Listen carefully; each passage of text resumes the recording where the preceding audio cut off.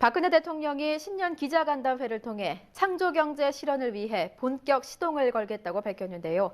하지만 창조경제를 뒷받침할 과학기술, ICT 관련 법안이 국회에 발이 묶여 있어 시동을 걸기조차 어려워졌습니다. 양혜영 기자가 보도합니다.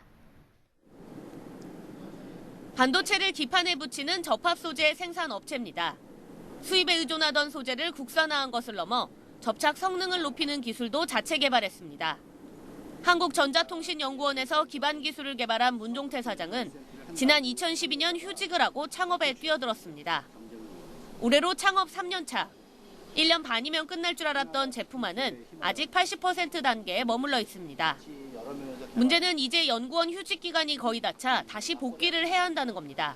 지난 한 2년 동안은 그런 고객의 요구사 미처 파악하지 못했었던 창업을 하지 않으면 모를 수밖에 없는 것들, 그런 것들을 만족시키기 위해서 시간을 많이 허비했고요. 그래서 저희 연구원 창업이 보통 3년의 휴직 기간을 두고 있는데요.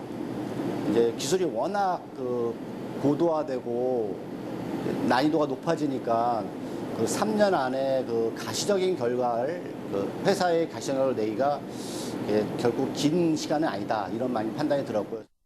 천연 항생제인 프로폴리스를 이용해 창업한 한국원자력연구원의 연구소 기업.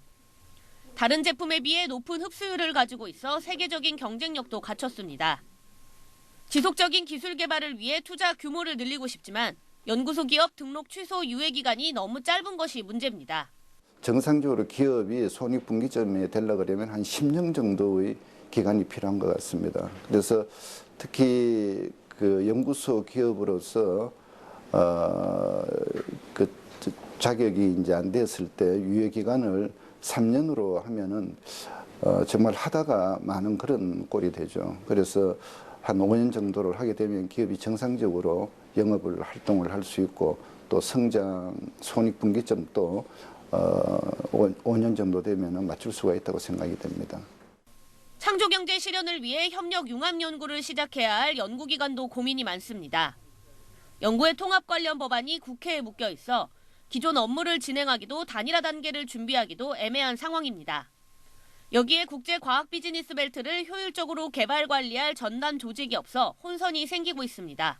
안정적인 연구 환경 개선이라든가 또 융합 연구 활성화하는 부분들이 올해부터 이제 착착 진행이 돼야 되는데 법이 개정이 안 됐기 때문에 그만큼 늦어지게 되겠죠. 그래서 이런 법적 근거가 필요한데 그 법이 정비되지 않았기 때문에 활동이 제한적일 수밖에 없죠.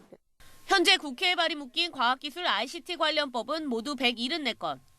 이 중 방송 공정성 특위 관련 법안을 제외한 144건은 논의조차 못한 상태입니다.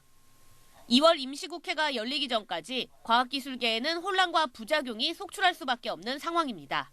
대통령까지 나서 창조경제에 제대로 불을 지피겠다고 했지만 과학기술 ICT 관련 법안은 국회에 발이 묶인 상황. 과학 경쟁력은 물론 창조경제에도 적신호가 켜졌습니다. YTN 사이언스 양회영입니다.